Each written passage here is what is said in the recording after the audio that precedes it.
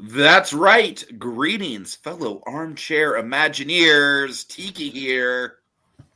And Blue Dragon 5. And PerGron. And welcome to the most highly anticipated podcast of the month. You asked for it, we got it. It's our top 20 favorite films of 2024, part 1. All right, tonight we are going to be counting down our 20 through 11, along with some honorable mentions. I feel like we got a nice kind of like eclectic group here on the panel. I am kind of like the pretentious, like I basically only like to see, like the Oscar stuff. I don't go to the theater unless it's something where I know I want to see it. And my taste tends to lean more like A24, Oscar, Film Bro, letterbox type stuff, if you will. PerGron, you will see fucking everything. I have no standards. What else is no? I've seen I saw 358 movies last year. Oh, I it's not didn't a even contest, bother to count, PerGron. but I know it's. I know if I were to count, it would probably be maybe 60-ish, 80. Yeah, I have no standards. I'll watch it all. And then Dragon, tonight, guess what, Dragon? You get to be the people's champ because you like all the popular movies, and there's no shame in that.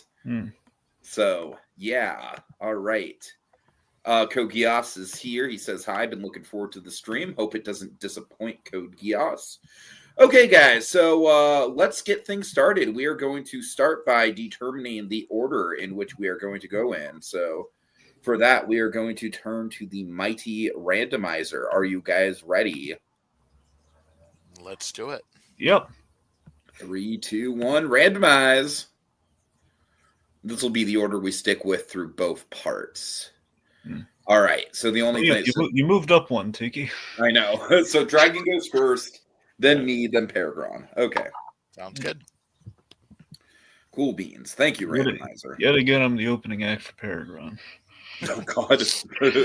Story of my life.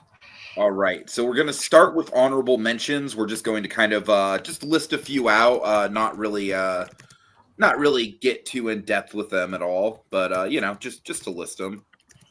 So let me, Dragon, go ahead. Honorable mentions. Okay, so keep it simple. Honorable mention number 3, The Truth versus Alex Jones documentary. Basically had a visceral reaction, knew nothing of Alex Jones. Watch that. Man, he's a bad guy. Honorable mention number 2, Kung Fu Panda 4. Solid. Not the best, but it was solid. It was a good time. There's no real complaints. Just it's not the first 3. Honorable mention numero 1, Unfrosted. More for kind of like the two-headed cow at the Iowa State Fair kind of a thing, where it's very much sort of like, I can't believe Jerry Seinfeld used all of his F.U. Seinfeld money to make a movie about Pop-Tarts without Kellogg's having any say in the matter. That's kind of impressive, and it was kind of funny. All right. Fair enough. Okay. Honorable mentions on my end. Number 1, I'm going to go with A Real Pain. Mostly for the Kieran Culkin performance. Honestly, the movie itself didn't really blow me away. It's not really like I haven't really thought about it all that much after leaving the theater, but Kieran Culkin did deliver one of the best lead performances of the year, So, yeah, we'll have to honor that.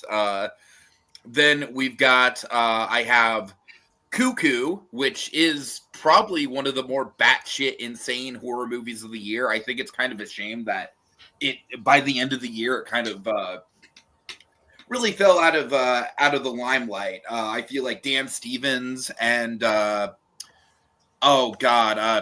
help me out. Who was the lead in that one? Oh, that was Hunter Schafer. Thank you, Hunter Schafer. Hunter Schafer, seriously, in that movie, she's a killer actress. I honestly feel like Smile 2 kind of came out, did a lot of the similar stuff that this movie did, but kind of did it better, but still deserves its flowers. And then a movie that I'm honestly surprised didn't make my top 20, but at the end of the day, I'm kind of like just weighing like the ambition, the rewatchability, and this is a very good movie. It just didn't quite hit my top 20. It would probably be 21. Is Thelma, the leading vehicle with June Squibb. Just a very, very nice little movie. I love the premise of this. It's essentially like a very low stakes senior citizen version of Die Hard. Very relatable moments to me with the grandson character. Overall, quite a nice watch. All right. I'm sorry, PerGron. Honorable mention. Fuck me, I guess. I know, Pretty right? much. Yeah, so I've got a movie nobody saw. It's I Used to Be Funny. This is a Rachel Sennett movie. I went into it thinking this would be like kind of just a dumb comedy. It is anything but. It's not even a comedy. It explores trauma and grief.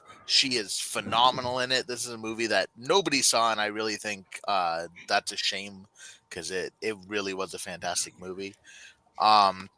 Next, I've got Twisters. I love a disaster movie. I love a dumb, fun Twisters action was like my movie. number 4 honorable mention. That was up there for me. I love Twisters, but at the end of the day, it is just the dumb fun kind of drops it a little bit for me, enough to be right off the list.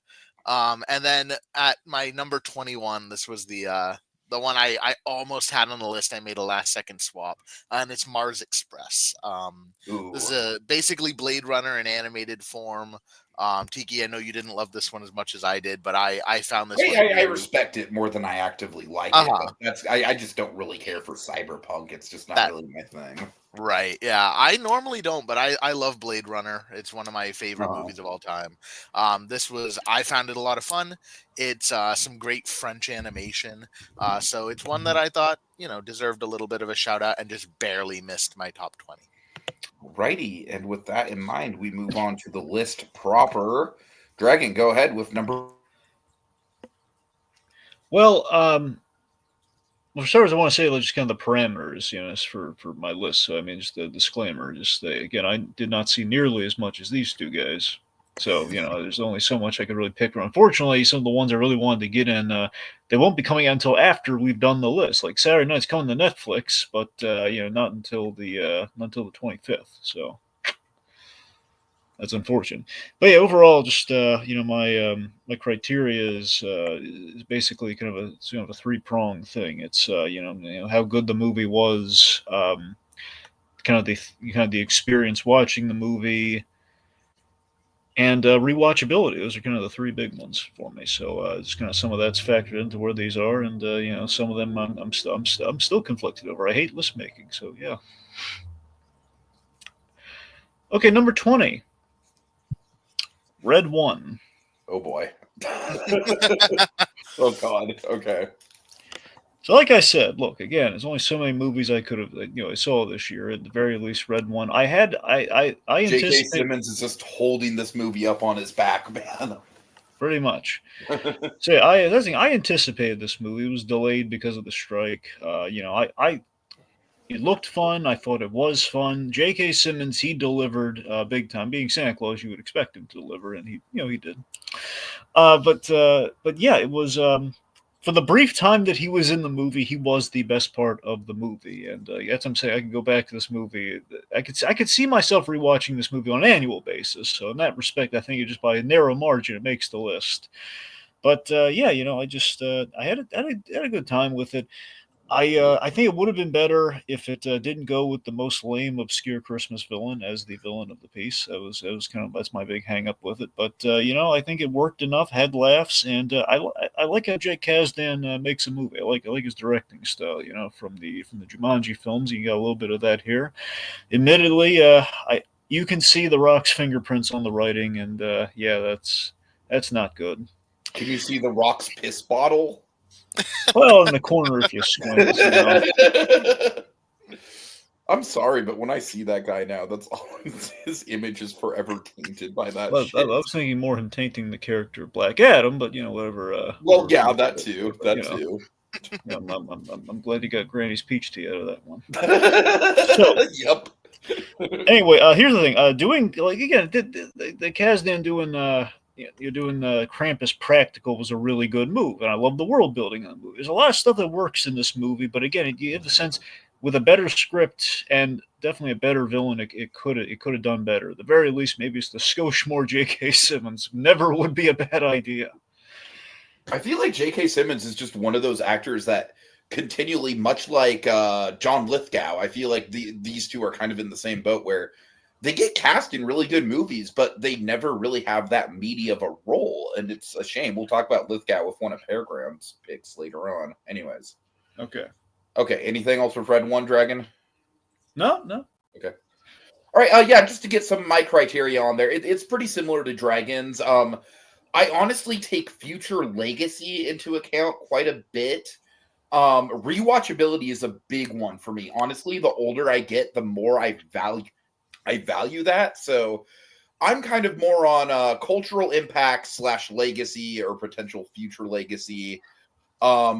Dragon, I also value the experience I had watching it. That's definitely a factor. But like I said, kind of my main factor here is rewatchability. So with that in mind, I kind of feel like I have a movie at my number 20 spot that doesn't really tick the box for any of these. I don't really think it made that much of a cultural impact.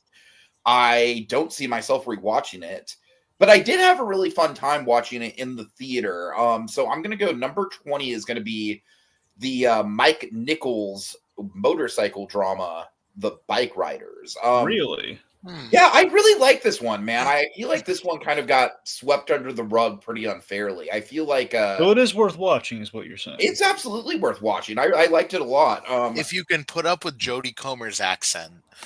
And you know what? I did put up with it, and I actually thought she did a really good job. I thought she was very magnetic in the movie. She is a really good actress, just to get that out there. You know? I think her, Austin absolutely. Butler, and especially Tom Hardy make a really good kind of three-person lead in this movie. Tom Hardy, especially, this is honestly probably the best acting I've ever seen Tom Hardy do. I think the story meanders a little bit, but at the same time, I do think that kind of showing the evolution of this biker gang, essentially like starting out as a group of hobbyists into a full-blown like mafia style gang, it's a good progression. I think there's some interesting plot devices. There's a group of teen characters that get introduced early on in the movie that pay off really well, as far as Tom Hardy's character having sort of a "what have I done? What does this club become?" sort of moment.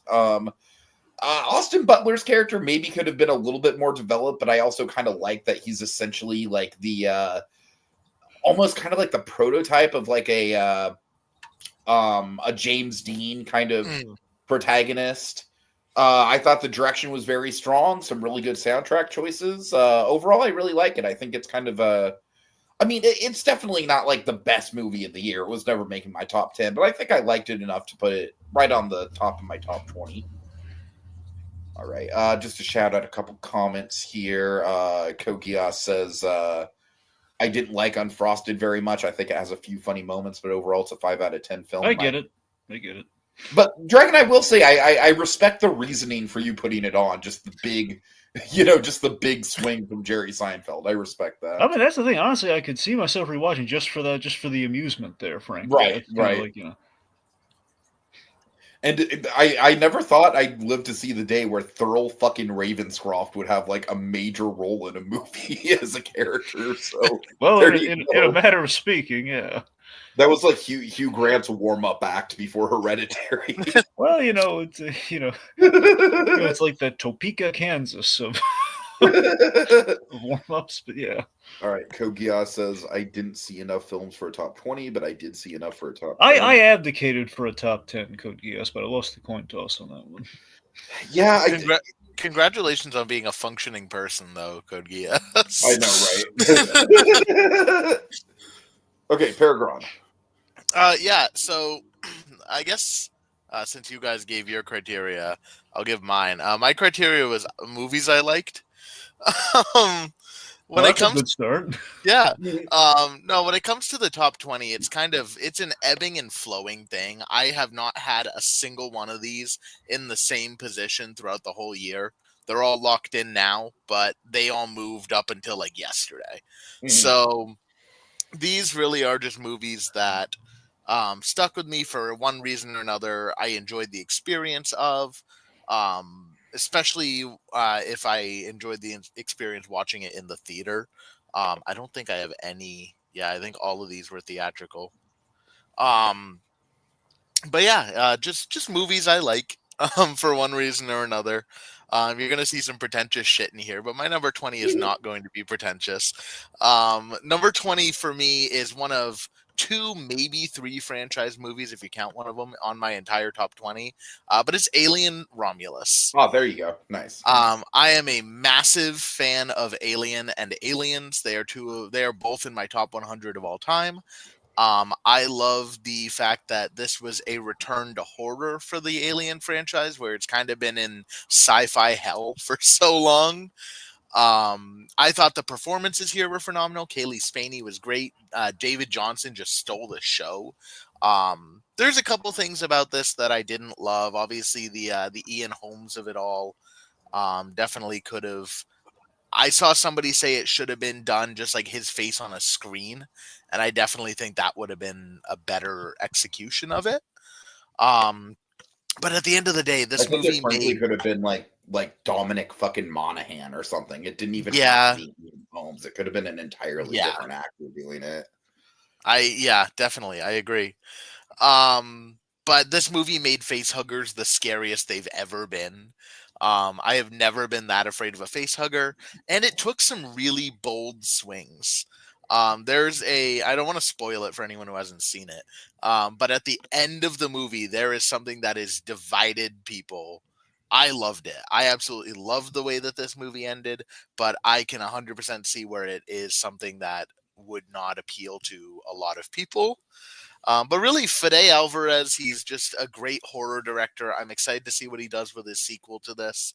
And yeah, Alien Romulus, just a movie that I ended up really adoring and edged out Mars Express for that number 20. Honestly, PerGron, you want to know the single moment that took this out of my top 20 for Was me? it the getaway you bitch moment? Yes, exactly. Yep. It was so fucking forced. That's fair. Like, come on, movie. That's Fuck fair. you. Yeah, that was the point where I was like, "Aw." Which is I funny was because actively rooting for the movie to not do that, and they did. One of these days they have to get Aaron Paul in one of those movies and have him say that line. Get away from her, you bitch! That would bring the even if it were forced, it would bring the house down. I think at this the point, actress who played Molly Weasley in the Harry Potter. That's my daughter, you bitch! I think at this point it has to be in every Alien movie going forward, and they have Oh, to God. shoehorn it in the worst way possible. In one movie, they type it on the screen. Yeah, Like a xenomorph is saying it to another xenomorph. Yeah, it's like it's translated. Oh, God. All right. it's written on the stone tablets. Just get away from her, you bitch. Or it's the alien Making movie sense. it's the alien movie that's done like found footage, like on kind of a futuristic zoom of some sort. All right, number 19, Dragon. What do you got? Beetlejuice. Okay. Again, I went back and forth on Beetlejuice.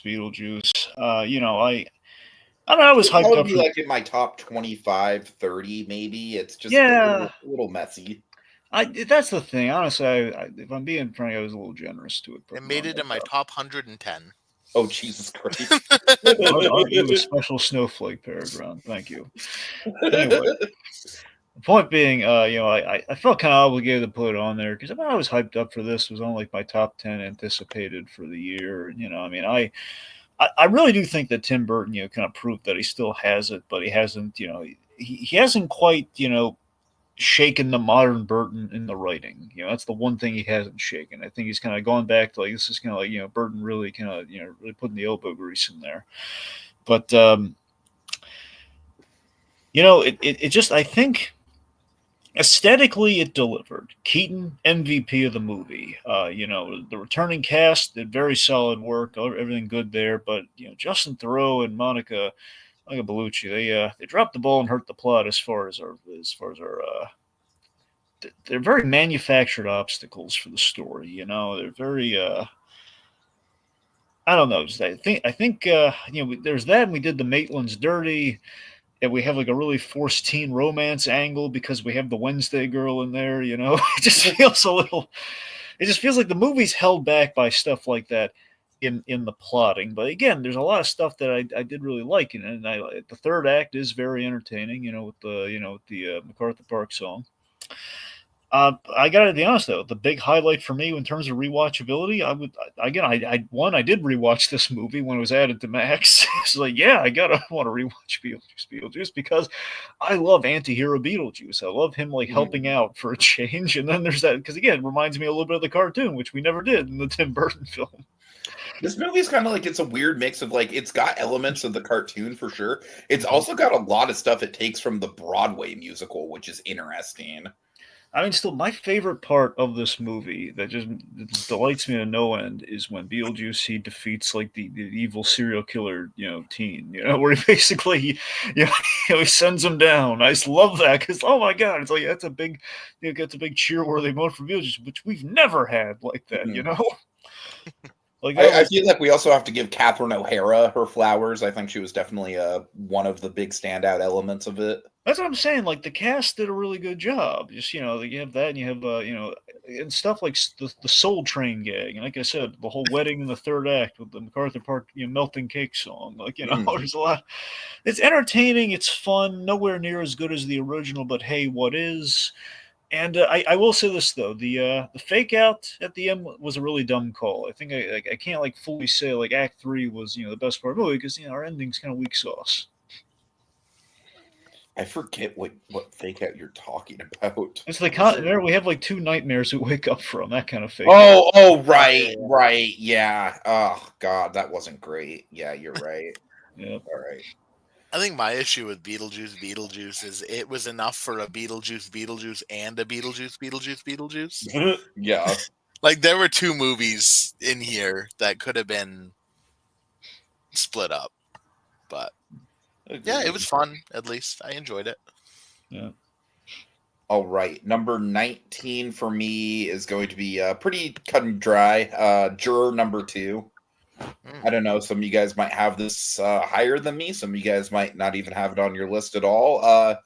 For me, it was pretty cut and dry, like across the board, a pretty decent, like 7 to 8 out of 10 movie. Obviously, really good performances. The performances are definitely what kind of elevated it. I do think that the pacing wasn't like the most compelling of the year. I mean, this is coming like having seen The Brutalist at 3.5 hours long. That's a movie where like at 3.5 hours, the pacing just fucking flies by unbelievably fast. This is kind of the opposite. You just kind of have to stick with it for a while.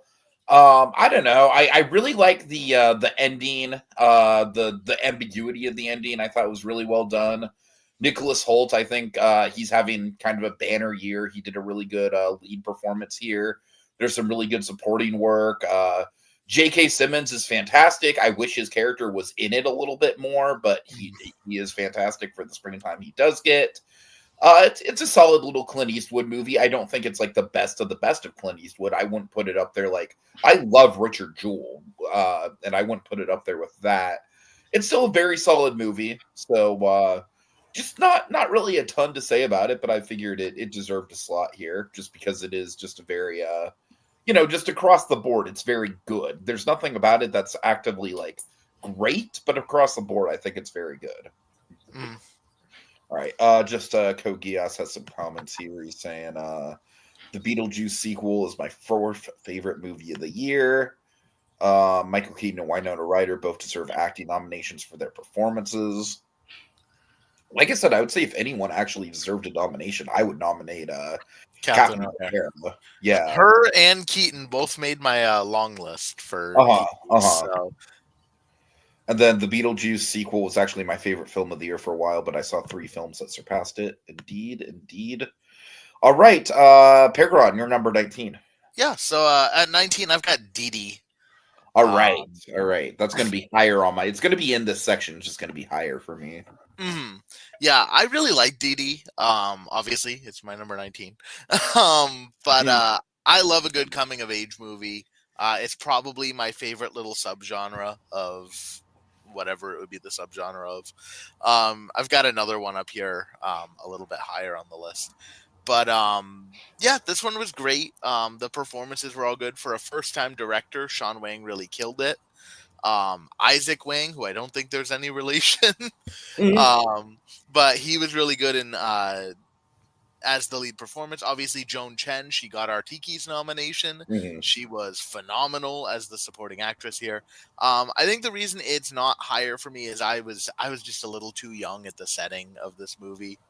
Because this was like real early 2000s when I was like single That's digits. probably the difference between you and me Mm, with this movie. Is I was like, if anything, I was a little older than the characters were in this time period. Like I was in high school while they were in middle school, but uh-huh. still, I could very much relate to Well, the important Yeah. thing is she pushed all the buttons and she destroyed everything. That's the important thing. it. But yeah, so I thought it was a really, really phenomenal little story. It's got some really great emotional moments, got some really great laughs. The whole resolution with the skateboard filming thing was one of my biggest laughs of the year. Mhm. So yeah, Dee Dee, great little movie. If you've not seen it, I recommend it. But yeah, that's my number 19. Okay. Moving right along, Dragon, number 18. Because I'm not going to lie to you, 20 through 18 are very much kind of the obligatory. Like, I kind of felt obligated to put them on there. I know for a fact PerGron's going to be pissed at my number 18, dude. I know for a fact. Well, he's never happy. It's fine. Anyway, so yeah, these are very much like the ones that are like, oh man, why couldn't it have been a top 10 kind of thing where it's like, I put it on there where it's a thing where I don't know how I would rewatch scenes from this movie. I wouldn't rewatch the whole movie. Kingdom of the Planet of the Apes. Hmm. So it's a good movie. It's well made. I feel like PerGron and I both admire it, but PerGron, is that on your list anywhere? Probably That not. is on my list, Oh, actually. okay. There It's you on go. like a There you go. 300 list though. That doesn't really count. No, it's in your. Is it in your top 20? It is in my top 20. Yeah. We are in Okay, I it didn't. here a Okay, little so bit actually, later. because you've been saying before, like this is in my like this place on the list, so I didn't know if you actually meant No, it was in the top 20. we'll talk about it later this episode, but yeah, I'm an Okay, apes stan. I fucking love Mhm. the apes. that's saying. Look, the Planet of the Apes. I really liked the kind of the rebooted trilogy they had with Caesar, and this in itself is doing something different. A little long in the tooth. You're getting from point A to point Proximus, let's say. Yeah. When we get to Proximus, things pick up in a really good way. Proximus, obviously, MVP of the movie. Oh yeah. I It's a love wonderful day. yeah, I love Peter McCone as the We all orangutan. do, Dragon. We all do. I'm saying because I love that actor from the Orville, and just hearing him like the performance he gave this character, I thought was also a really was a really good highlight to the film. This is what I'm talking about, like all his scenes and basically the Proximus stuff on was the stuff I would rewatch with this movie. And I don't want to knock the stuff that comes before that because it's not bad. It's just I think it's just lacking. Just the whole movie I in like the general. idea of apes training the hawks. I just don't think they did enough with that idea.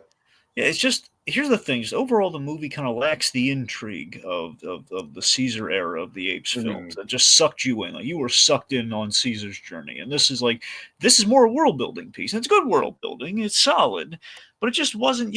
Honestly, the other thing too is this wasn't a great in theater experience. It just I don't know. It just kind of lacked it kind of lacked what like a War for the Planet of the Apes had. I know it's not exactly the same movie. It's very much the beginnings of something versus like the big climactic, kind of like third act. But still, it's good. It just didn't wow me. It had moments that wowed me or performances that wowed me, but Sure. that's pretty much it. I mean, speaking of in theater experiences, this happened to come out on a week where one of my giant screen theaters was just having technical issues, so I never got to actually see this on a giant screen. Oh no. Yeah. Alrighty. Number Are, 18. are you going to be Number okay? 18 for me, PerGron, prepare to be pissed. All right. All right. It's Flow. Oh. Yeah, I'm sorry. Here's the deal with Flow. I respect the hell out of Flow. As far as like a piece of art, like Mhm. I would hang this in a goddamn museum. It is one of the most absolutely artistic movies of the year for sure. That being said, I don't know if I ever need to actually rewatch this movie. It's an experience for sure, and it is a hell of an experience. I'm glad I saw it in theaters, especially for the sound. I will admit the animation style is like it's serviceable, and the cinematography certainly helps with it. I'm not a big fan of the style though. I'm not a big. It almost kind of looks like a cell shaded video game in some Yeah, you don't element. like the Nintendo. You don't like the Nintendo Switch Steam Deck animation here. Right. Yeah, it's just compared to other animated movies that we got this year, this one's kind of on the lower end, at least as far as just aesthetics. But like, this truly is like the experimental animated movie that we always wanted Disney to make, like, with something like Dinosaur or something like that, where it's literally no dialogue, all animals communicating with each other.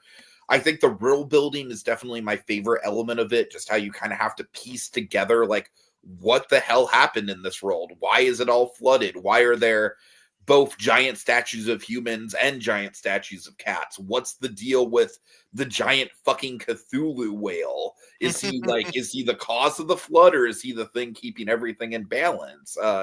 There's a lot of interesting ideas at play. I do think the characters are fun, and the characters bounce off of each other well. I think my favorite character is the dog, just because he's just a big old doggo. He's just adorable. I They love capture him. golden retriever perfectly. Exactly. Yeah. I don't know. I honestly think some of the stuff at the end got a little bit too metaphorical. I don't know. It like I said, it's a movie I respect more than I actively love, but I do respect the hell out of it.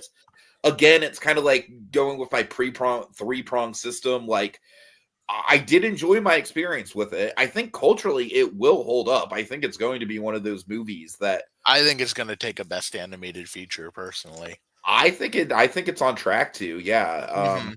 But that being said, again, I for me it's the rewatchability is kind of taking a hit for me. So that's kind of why it's as low as it is on my list. That's fair. I'm assuming it's in your top 10. It is. Yeah, we're not going to talk about that this episode. That's fine. All right, 18 for you, PerGron. All right, I've got a movie I fought so fucking hard to get higher on this list. This is a movie that I wanted to be in my top 10, and I just couldn't make it work. But it's A Different Man. This Sebastian Stan, what a fucking year. He had two, what I would argue they're both top 50. The Apprentice ended up at my 29. So very, very like phenomenal performances. Honestly, I think it sucks that he had both of these performances in 1 year, because I really do think that he could have gotten an Oscar nom for either of them if it wasn't like a split voting type thing. I also feel like I feel I'm like gonna The highlight Apprentice this in simply. general like hurt him more than anything else, because like Yeah, politically speaking, like even with A Different Man, I don't think the Oscars are going to go for it just because of that. right. Let's Although give Sebastian Stan some sympathy there, because all actors are kind of unfairly shunning him for taking The Apprentice, and that's not right. No, I know, I get that. Yeah. especially where like it was a good movie. Sorry, sorry to anyone who doesn't like it. I don't like didn't The think Man. it was great. But I wouldn't put it in my top 30, but I don't know. I'd be interested in seeing it, but I thoroughly enjoyed it. But I'm also, I think, very politically engaged, so that might have added to my. But yeah, A Different Man. This is like it's like The Elephant Man meets Rent. Like oh my god. it's a really weird like concept. I It's mean, if you look at it from the point of view of like the artists in the movie are total pieces of shit, right, then yeah. It's a really interesting movie. Sebastian Stan gives a phenomenal performance. Adam Pearson also gives a very, very good performance. Although he's a little too chipper for me. A little bit. I get it. Like, if I had a deformity like that, I'd try to live my life as happily as he did, and good for him on doing it. But it's a little too much at some points. But overall, this was a movie I had no idea it was even coming out. at the beginning of this the year. only reason I heard about it is because you put it on your short list for a bunch of Golden Tiki stuff, and I was like, well, I better check that one out. Yeah, I found it scrolling through Prime's like now coming to theaters or now in from theaters, and it actually drops on Max this weekend, I Oh, think. nice. I think it drops tomorrow. It might be next weekend. But Uh-huh. it's coming to Max, so no excuse for any of you to not watch it. It's a really phenomenal piece. And yeah, I don't want to give too much away, but very good, worth the watch. Okay. All right, moving right along, making some good time here. Dragon number 17. All right, number 17, movie no one's watched. I'm going to tell you about it. Knox Goes Away. Yeah, you told me about this one. You know me, I'm just not really that into the whole like, oh, it's an old guy, but it's John Wick, you know. Well, he's not John Wick, though. Yeah, but it's just that's how every fucking action movie gets advertised. And Well, I told you, it's less John Wick, it's more Albuquerque verse. It's not John Wick. Okay. Okay, so the idea, again, he's more Ermintrout than he is John Wick. Right. The point being, so this is a crime movie that's very much cut from the Albuquerque verse cloth. Again, not as good as the Albuquerque verse, but it's in the same vein. So Keaton, he directed this, he starred in this, and he produced this, and I think he did a really good job with it. All considering, with that. So basically, he's a hitman with a Creutzfeldt-Jakob's disease. Essentially, he's got kind of a dementia that's oncoming. And the way he plays with time, I thought was really good. How we showcase him losing time, and it's like the movie kind of like each act's like, I forget if it's like a month per act or not. So basically, he's really kind of losing it, but it's like, he's trying to put things right and help his son out. He's played by Jury Duty's breakout star James Marsden, who absolutely should have had a cameo in Juror number 2. It would have been so fun if he popped up as like one of the excused jurors. Like, Exactly. The idea that James Marsden wanted to be in the movie, but they wouldn't let him. Anyway, but yeah, look, this is a nice and intimate and contemplative film. I was impressed by it. There's not a whole lot to it. It's pretty straightforward, but again, I like the style. And again, this was like the underrated Keaton movie of the year, I felt. And again, kudos to him for directing this. And I think it was his debut, for all I know. But if so, it's really good and it's worth checking out. All right. Okay, my number 17. This is definitely the most recent movie that I've seen. I saw it last week. Well, I mean, I also saw The Brutalist last week. That's going to be my top 10, spoiler alert. So I'm going to go with The Last Showgirl, a movie that's getting a little bit of a pushback, but I don't really see why. One of the things I love about this movie is that it's fucking an hour and 25 minutes, and I'm like, yes. Just give me that, like, in and out. It's a nice little intimate character study. You don't need any longer than that. I disagree. I was like, I could have used another half hour of this. I don't know. I feel like the movie does fine with what it is. Obviously Pamela Anderson is a big highlight here. It's kind of funny thinking back. Like, I remember watching the first Borat movie in theaters with my parents, which was actually a really fun time, believe it or not. I actually had a ball at that. That was like, still to this day, maybe one of my most memorable movie-going experiences. I was like 17. But yeah, I mean, Pamela Anderson kills it. Jamie Lee Curtis, this is absolutely the movie that Jamie Lee Curtis fucking should have gotten her Oscar for. I think she's fantastic in this movie. Dave Bautista, I think, is maybe not his best performance, but absolutely one of his most tender and heartfelt performances. I really, really liked his character. There's a revelation with his character about 2/3 of the way through. I straight up didn't see coming that I was like, oh yeah, okay, that makes a lot of sense. I really like just kind of like the much like the Bike Riders, I like this is essentially like a movie about unemployment in a lot of ways, and someone who's dealing with that right now. It is stressful as fuck, and it shows the stress of that.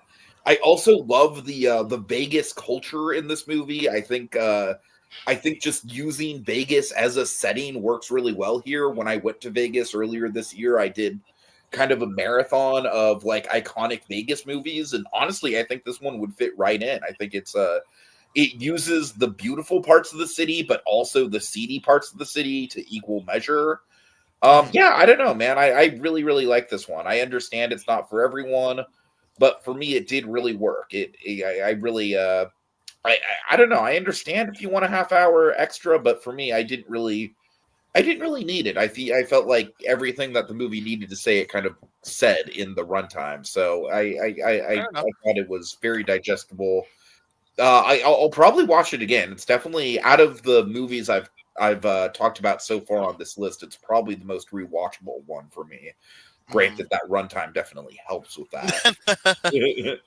Did you, random question, you didn't end up watching National Lampoon's Vegas Vacation while on that Vegas trip, did you? No, but that's just because I had already seen it a bunch of times, so I was kind of Right. focused on Vegas stuff I had not seen. You did see the Rugrats one again, though, right? Of course. Very good. Okay, that's all. I'm pretty sure I watched that one more than once in the lead up to that trip. Okay. All right. PerGron, you're number 17. Yeah, so at 17, I've got Conclave. Ooh, okay. This one I respect. I don't know. I kind of feel like it doesn't really come together as much as it wants to. Yeah, again, kind of just as someone who's very politically engaged, and as someone who, while not religious, finds religion to be a really fascinating concept. This movie did a lot for me. It felt like PG Game of Thrones in the Catholic Church. I really liked the political maneuverings. I found what was his name? Cardinal Tedesco. I found him to just be a repulsive little man. I hated him. John Lithgow was also a little weasel in this movie. Honestly, Lithgow in general, but in this movie, I really liked what he was going for, but I feel like Lithgow is kind of in that sort of J.K. Simmons mold where he always gets these really interesting roles that don't have a ton of screen time, and it's frustrating. See, for me, that's Rossellini in this movie. Why is she getting supporting actor noms? She had like 3 lines. Well, he must have been 3 really good lines. They were 3 all right lines. I honestly kind of understand it just based on the fact that I put Plemons for best supporting actor in my wild card picks for the Golden Tiki. So that's true. I understand it, like on that level. She is a scene stealer, but yeah, you're right. It's more of a cameo than it is a full performance. But yeah, I thought Ralph Fiennes was, as usual, phenomenal in this movie. I would have liked more Tucci. I would have liked more Lithgow. And I do think at the end, while I didn't mind the twist, I also read the book, so I knew what it was going into it. But I don't mind the twist. I think it's kind of an interesting commentary on religion and acceptance and everything. I thought it was a really interesting take on faith and belief, and what does it mean to have faith, and what does it mean to, like, do we have to be dogmatic in our approach? I found all that stuff really fascinating. So Conclave ended up, and just the cinematography too was, like, that umbrella shot is probably in my top 5 shots of the year. For me, it was like one of the only like really striking images in the movie, though. Yeah, I like big, grand buildings, and like that's one of the reasons. Boy, do I have a movie for you. That's one of the reasons. But like, while I'm not a religious person, I've never claimed to be. I probably never will. But I would love to go to the Vatican just to see the grand structures and stuff. Damn, the Brutalist was literally made for you, dude. I'm very excited for the Brutalist. But yeah, so I really did enjoy it. I'm happy that it looks like it's on its way to taking adapted screenplay. I think if anything, that's the award it deserves. Although I wouldn't complain about Ralph Fiennes taking a wild shot that Best Actor. I honestly think Ralph Fiennes would have had way more of a shot to take that if it weren't for Adrian Brody. Adrian Brody just came in. He's like, I'm going to fucking recite Peter Piper picked a peck of pickled peppers, and it's going to be fucking the most magnetic thing you've ever seen in your life. Well, now I gotta see it. I guess I'll go to the rat. Dude, I'm telling you, that moment is like the moment that fucking lives rent free in my head from that movie.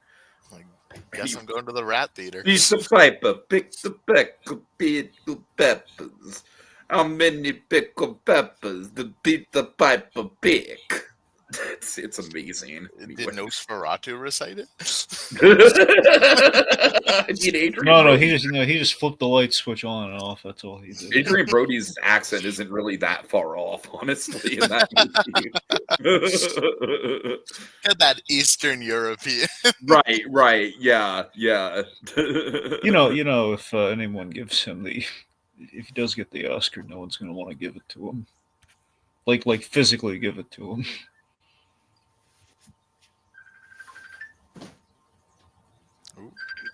Sorry, guys. Yeah. Well, I say that because the whole the PerGron. You remember the whole infamous kiss thing with Adrian Brody? Oh yeah. That's what I'm saying. I'm like, you're clearly trying to make a reference, and I don't. Yeah. Yeah. No. It'd be hilarious if John Cena gave it to him.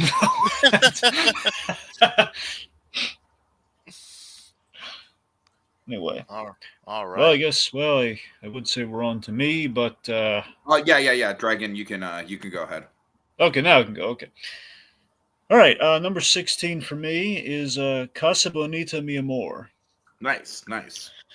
So yeah, I want to be very clear. I'm not a South Park guy This is at like all. barely a movie, but I still respect it because it's such a comfort watch. Yes, not a South Park guy at all, and I love that. Thankfully, you don't need to be for this.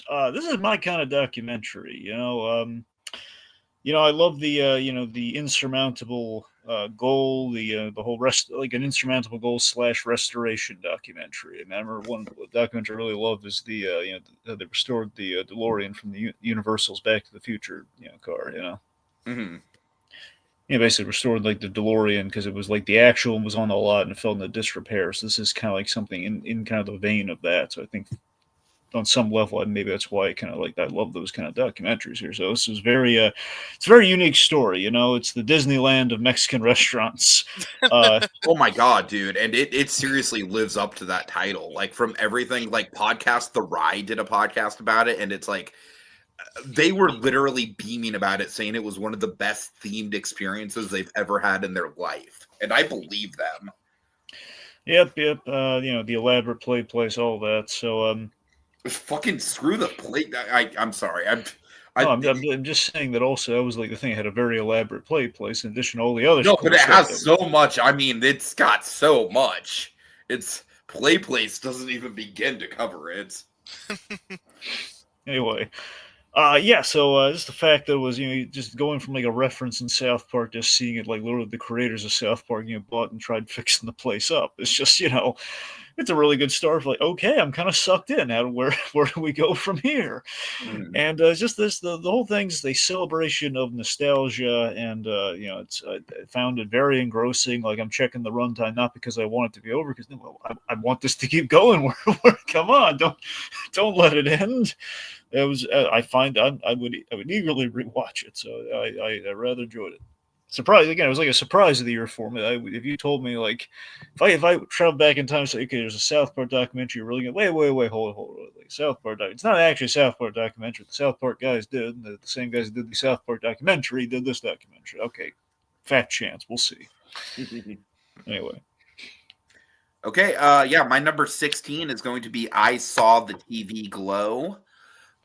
This is a movie where it's like, honestly, it's up here almost exclusively because I respect the cultural relevance it has. I think it's as far as being a movie, like I honestly feel like this movie might be the definitive trans movie, just period.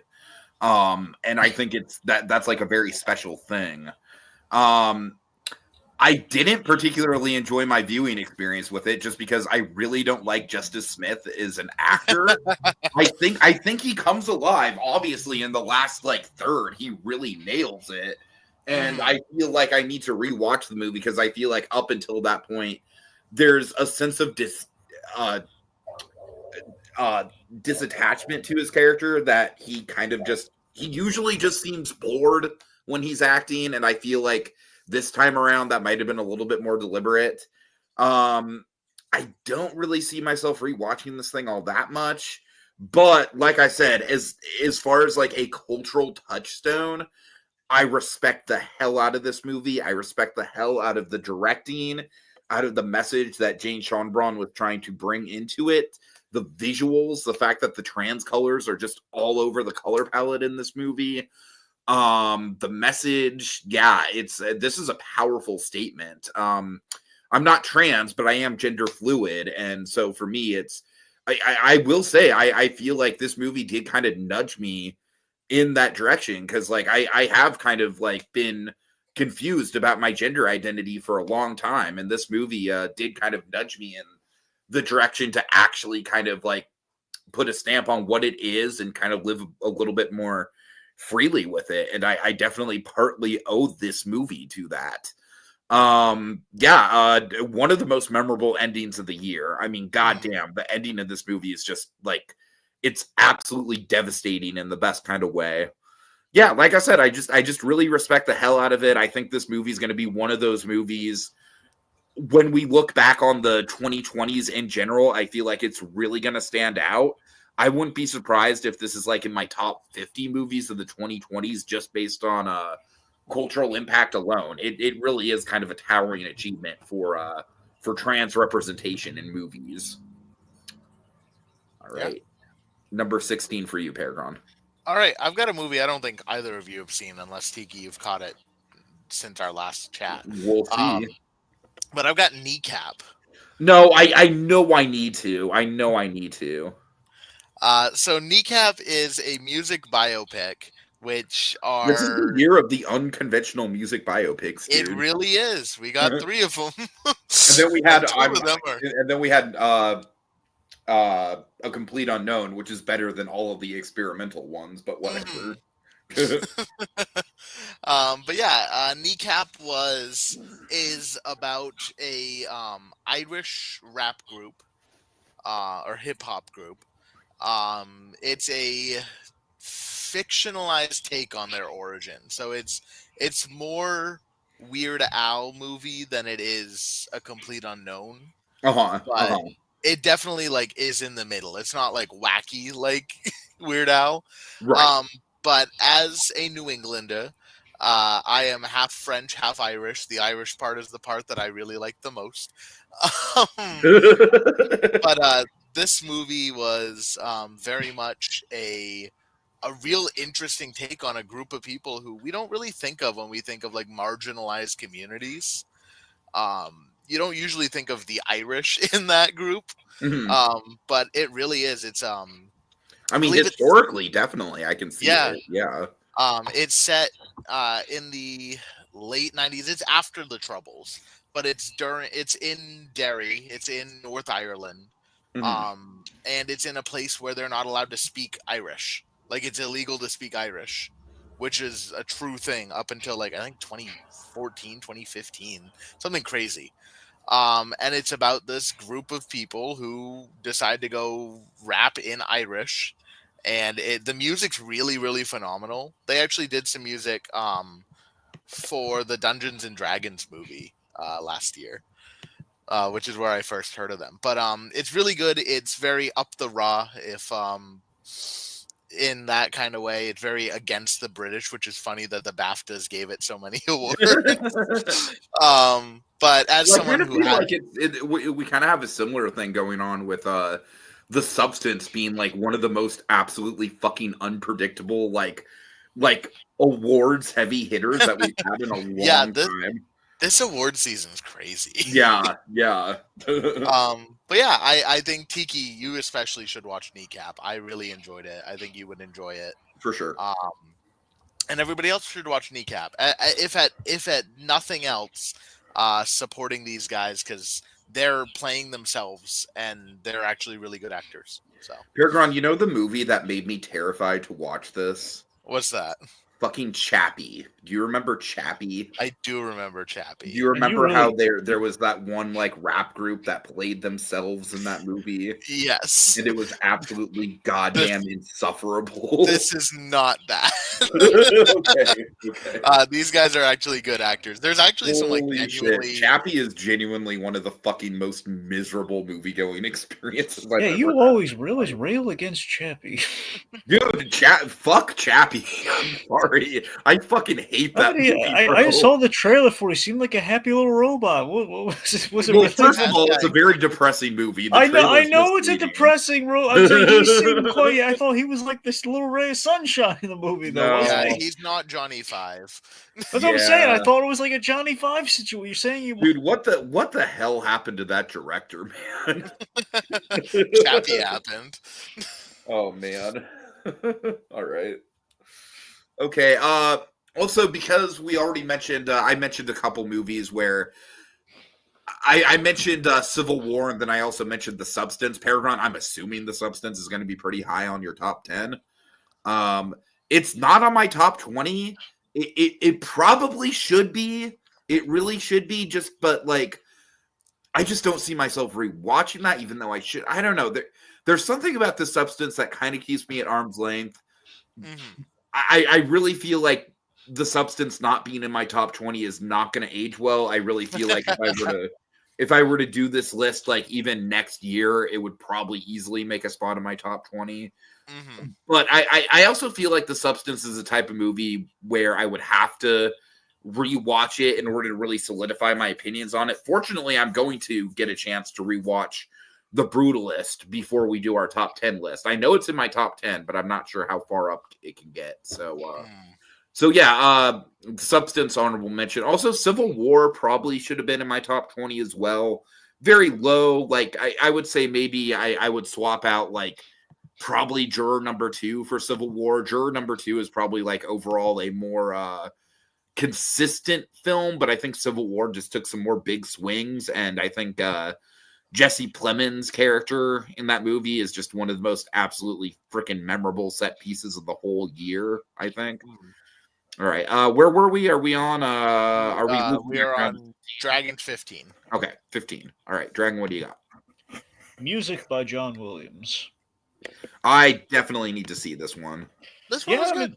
Yeah, it's a lovely tribute to the composer. Of all the composers, this is the composer, as we all know. And I tell you, the only regret I have with this movie is, and this is not like why it's like a number 15 or anything. It's just that it's pretty. It's like if I say surface level, it's good. It's not surface level. Here's the thing. This movie It's more is of very a celebration. it's more tribute than it is like provocative documentary kind of affair. So that's I guess what I'm kind of circling here is that like Won't You Be My Neighbor is absolutely provocative. That's what I'm saying. Like that, this is not Won't You Be My Neighbor, clearly, right. But it in a similar way though, it is like it's kind of it's a celebration of a really nice guy, like Won't You Be My Neighbor is in that regard. You know, it's like, oh man, we really like this guy. The other thing, so I really wish we could have covered the terminal a little bit more, just given the how big jazz was to how big jazz is and has always been through John Williams' life. I really wish we kind of like reflected that, at least used the terminal as a good point of example for that, given the whole jazz plot point in that film. So that's my one regret with it, but not why it's at number 15. Again, it's a very nice career retrospective. The biggest sell, I've told this to Tiki before, I will say it again, is the big sell for this documentary is that you get to see the adorable friendship on display of John Williams and Steven Spielberg in the cutest way you've ever seen, where it's like like John Williams in the middle of his interview, and then Steven Spielberg crashes the interview, and they're very much like work wives together. It kind of sounds like they have like Frank and Ollie energy. Yes, there's tons of Frank and Ollie energy. I mean, they're like work spouses, man. It's awesome. So they cover the non-Disney stuff, so it's not purely like one of those things. And we do cover Superman. We probably could cover Superman a little bit more, but we covered it. But yeah, it could have been longer. It could have been a little bit more in depth. But again, it's a celebration of the man, and it's just honestly, overall, again, it's an example of the subject being infectiously likable. That's basically what this documentary is. The subject is so infectiously likable. It's a good time. Okay. All right. I'm going to move some stuff around. If you all saw my Facebook post on my rankings, I'm going to move a couple things around here. What do you mean you told the Facebook people before you told us? Yes, Why'd you tell the Facebook people? Are we not good because enough? there's Facebook people that don't watch the podcast, Dragon. Mostly my relatives. Well, yeah, but your relatives can wait. They're a built-in audience for you. They can All right. wait. I don't know what to tell you, Dragon. It's okay. My I feel letterbox betrayed. followers PerGron, have do you no- feel betrayed? I feel so betrayed. PerGron literally just admitted that he has a whole letterboxed audience. So yeah. They Okay, know. so my number 15 is going to be Memoir of a Snail, Okay. which is a movie that we weirdly just have attracted a cult following the to go to the cult of Golden the Tiki snails. Store. Fucking like something like 30 votes for best animated feature. All right, guys, like I respect it. I think I like this movie better than PerGron does for sure.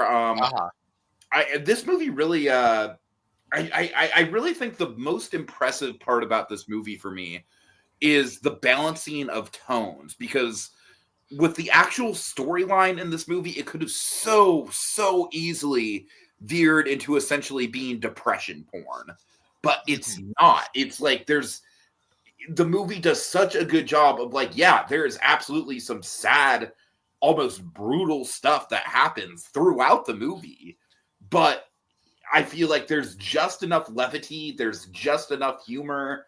The humor doesn't seem out of place. It seems like the type of humor that your friends would try to cheer you up when you're having a bad day, like that kind of humor. I really just think this movie is both kind of like a splash of cold water to the face and then also a warm hug at the same time. Yeah.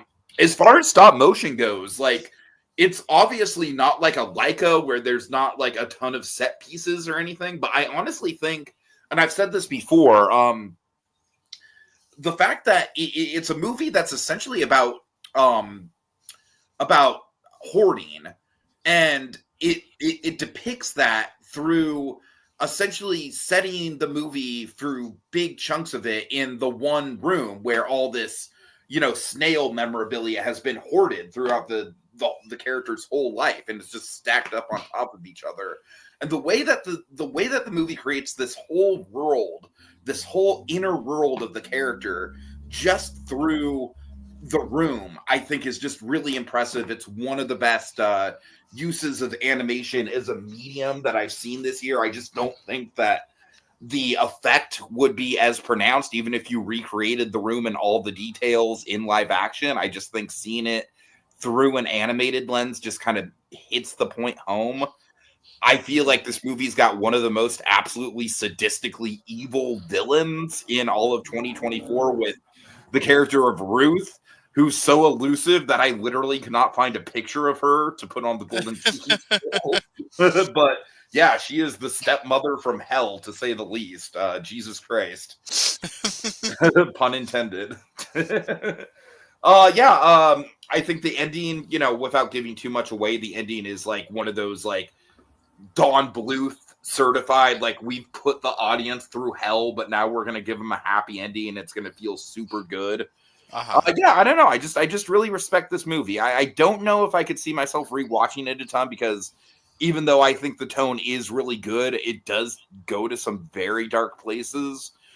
But I think it's just overall, it's just a super unique little movie. It's definitely like, it might not be the best animated movie of the year, but I think it's the most unique. I mean, it's hard to argue with Flow. I don't know. Flow, again, it comes down to the animation style. I like the stop motion way more than I like Flow's like PS3 cutscene graphics. You know what I mean? So yeah. Yeah, I think my biggest issue with it, there are parts of it that just feel kind of trauma porny to me.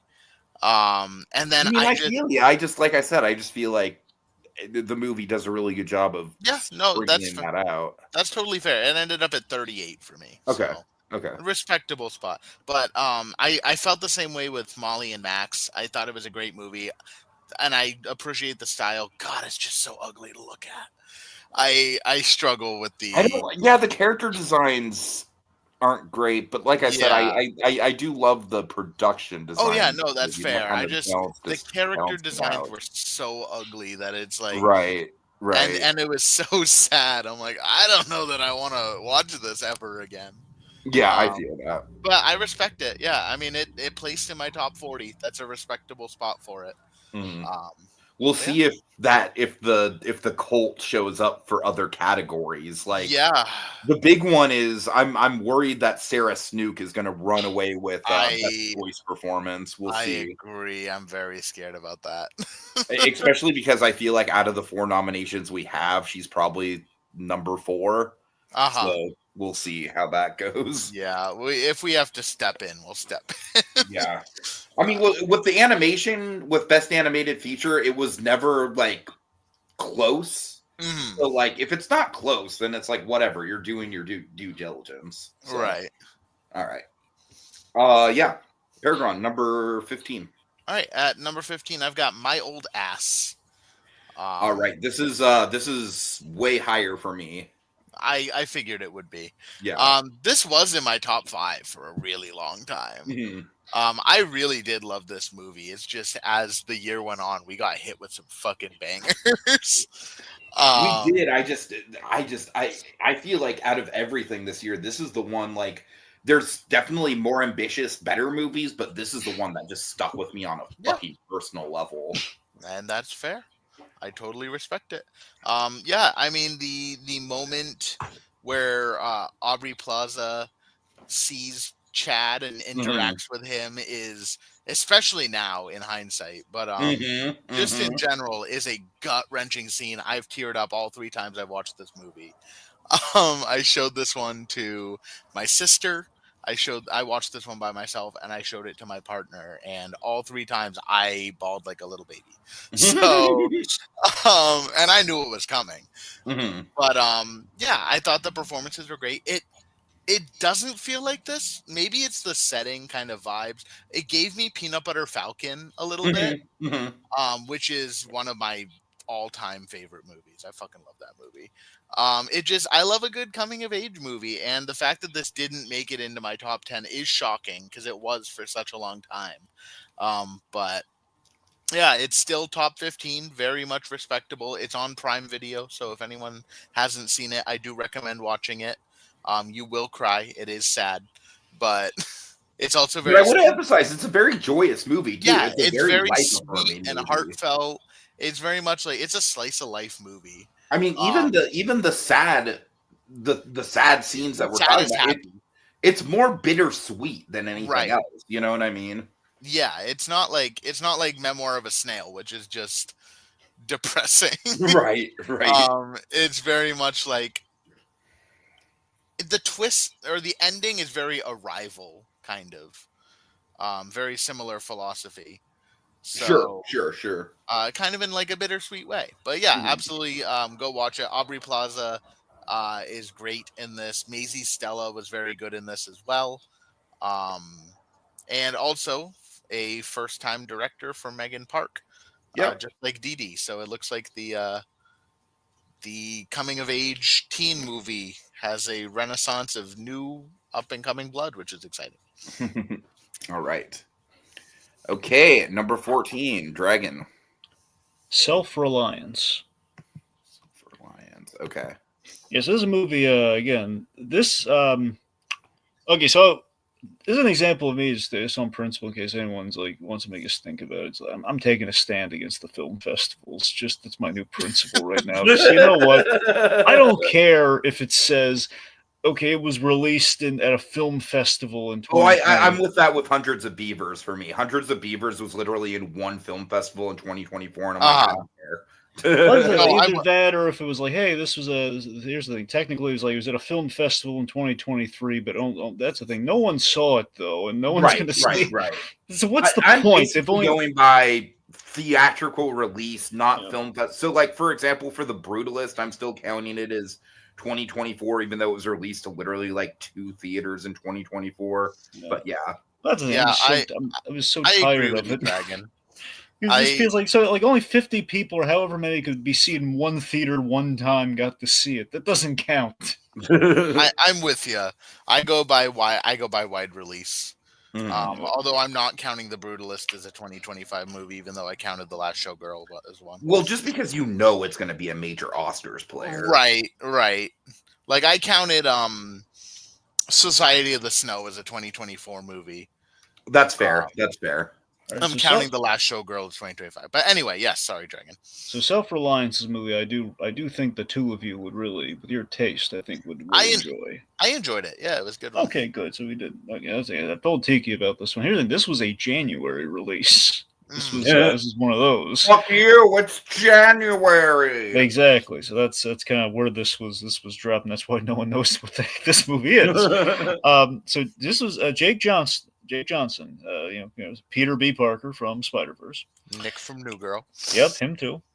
He was the fanboy from Jurassic World. Yes.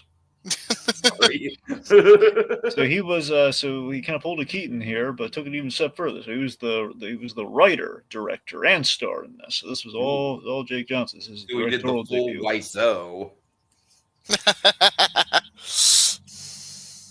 Yes, Tiki, he did the full YSO.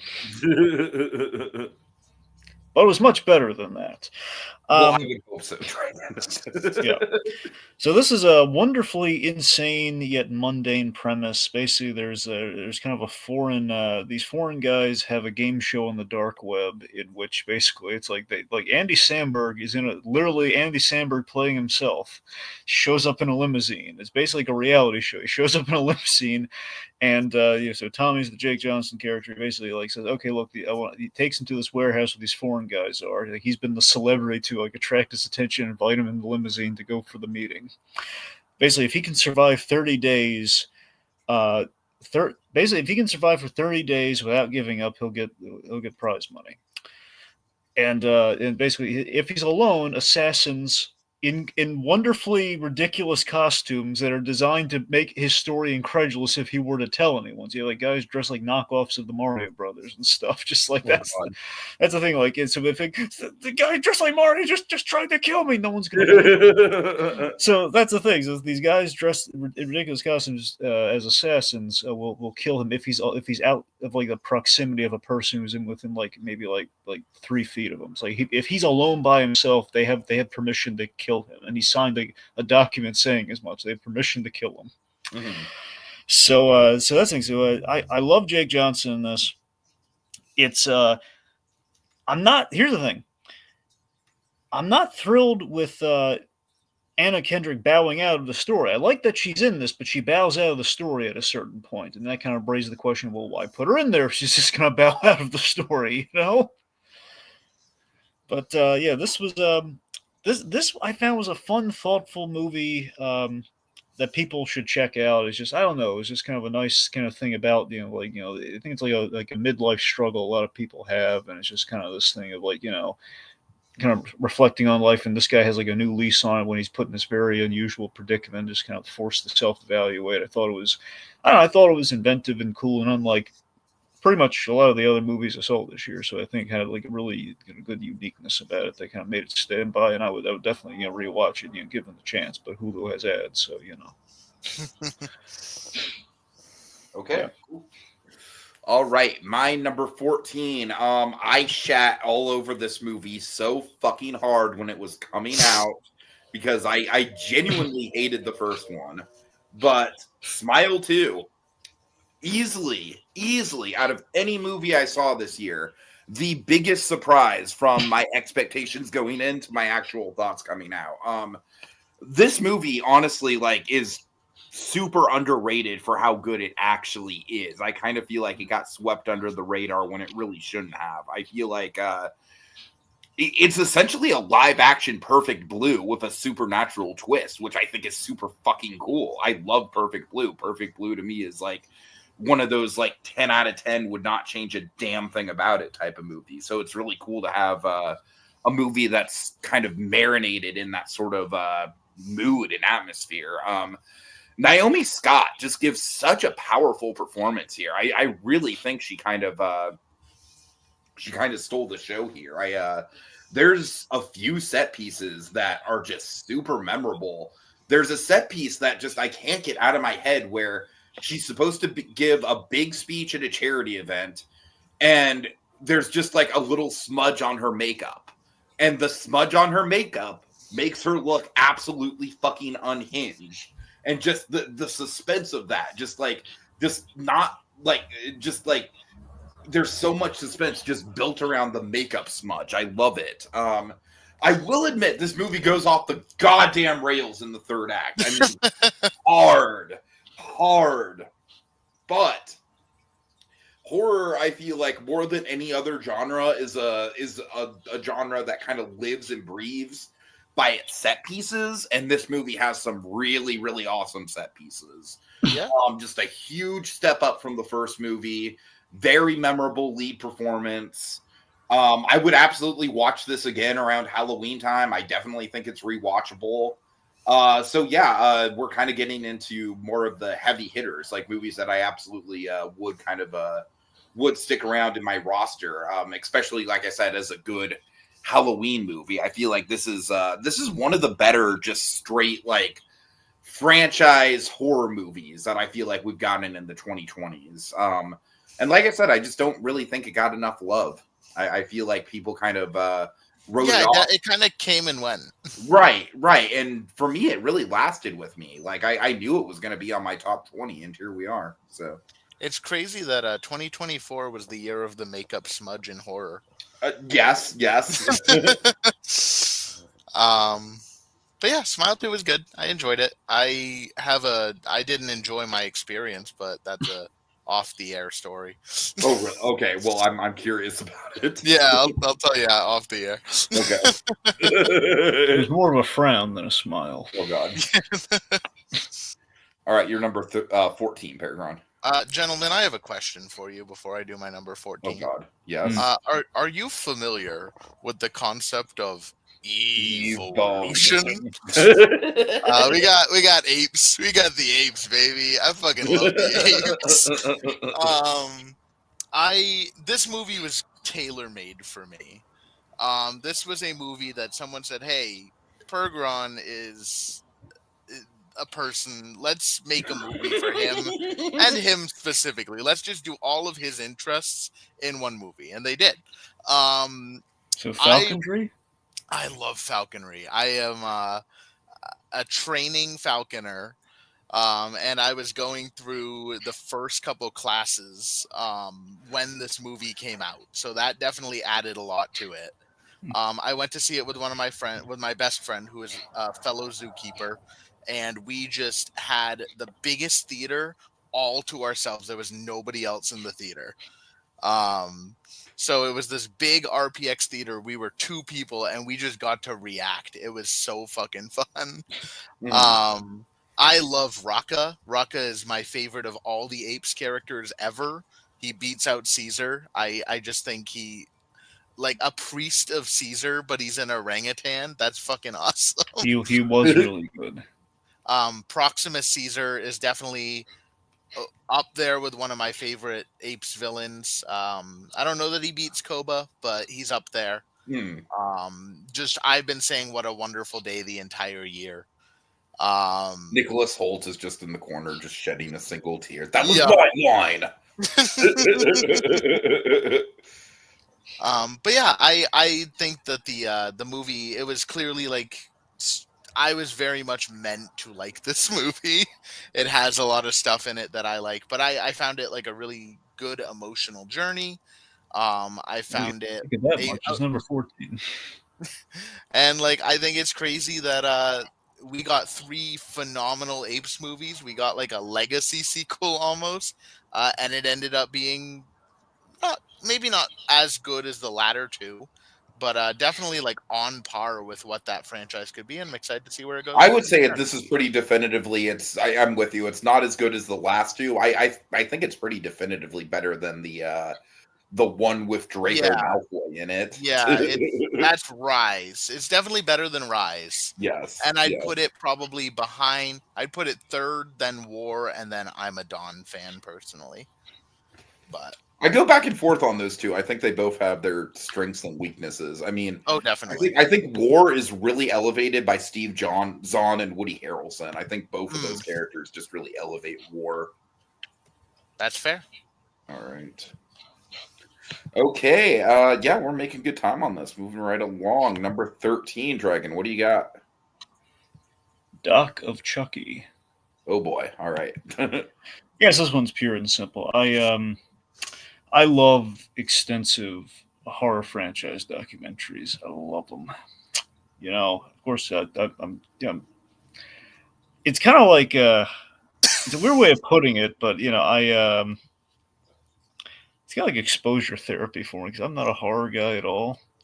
But I love the making of horror, and it kind of makes it a little less scary knowing what goes into the making of the horror. So I think that's why I gravitate towards like the all-encompassing kind of like franchise horror documentaries because because so this is like the third in the trilogy essentially of them because you have unofficial trilogy. You have the Nightmare on Elm Street documentary, Friday the 13th, and Child's Play now with all the Chucky movies.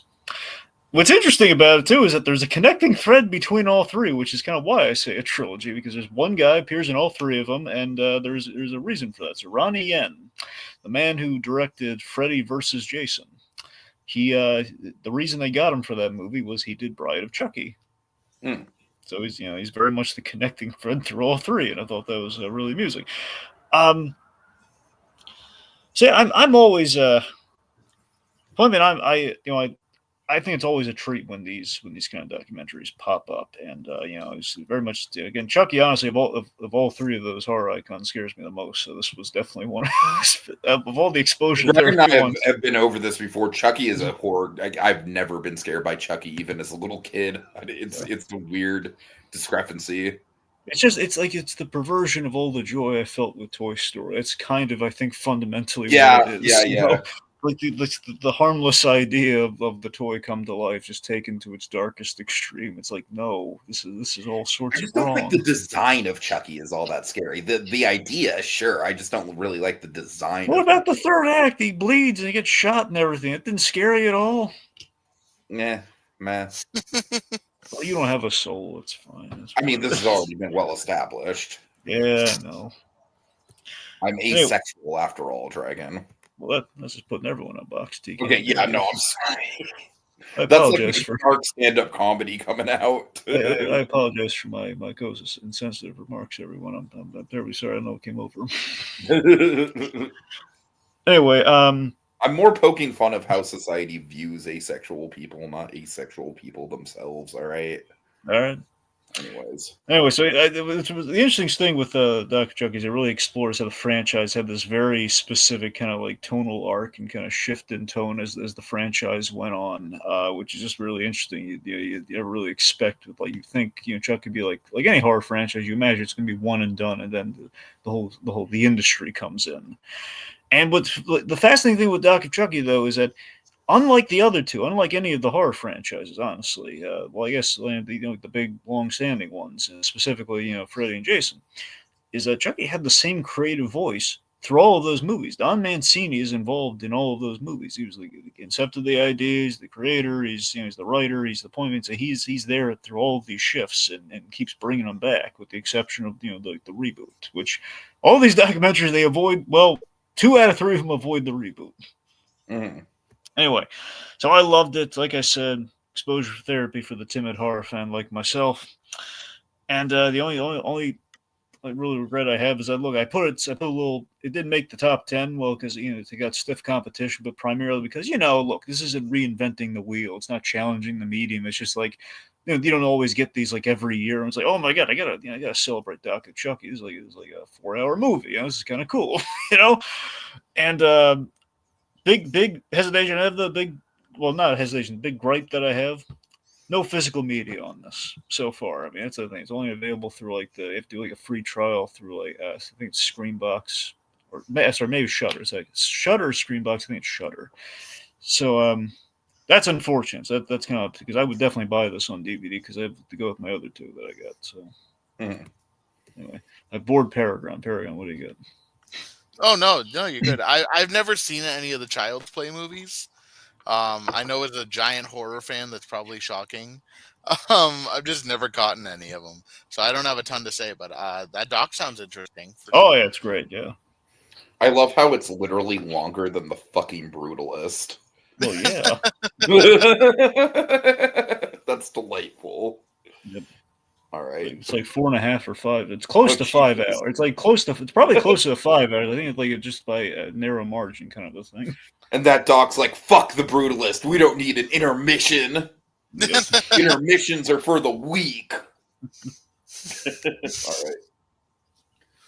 Okay, so my number 13 is going to be a movie that's both very unconventional and honestly kind of a puff piece at the same time, which is why it's not in my top 10, even though when I first saw it, I thought it would be. We're going piece by piece.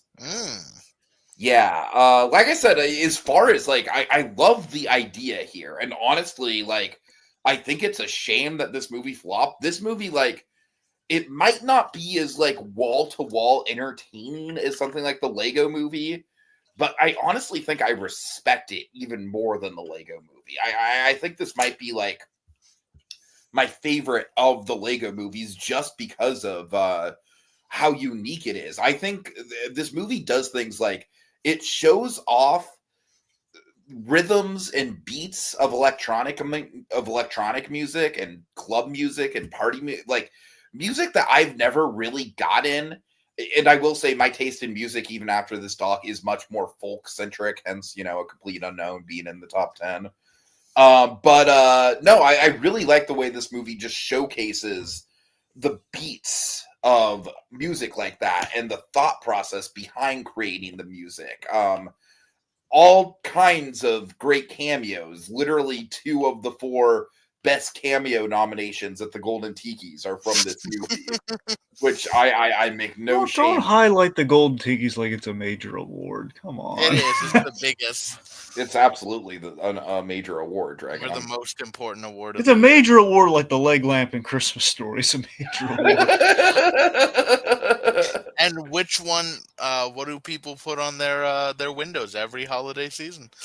They don't put it on the windows. It's a lamp, PerGron. On the in front of the window, whatever. There you go. So I don't know how windows work. So, like I said, I do think that there's some conventional elements to this. I honestly think it's a little stupid that like Pharrell Williams never really fell off. Like I think it's kind of stupid that the movie, like, I think its attempt at a low of lows was a little weak. But I mean, the high of highs coming at Get Lucky. I mean that is a really good needle drop. If that doesn't win best needle drop, I'm gonna be mad at you guys. We'll see. Not you guys specifically, you watchers. I'm gonna be mad at you if it doesn't take it. I don't know. I mean, I give them credit for having like fucked up, deformed Lego minions in the movie. Period. Like that's just a win. I was crying. Like, I'm a big Lego guy.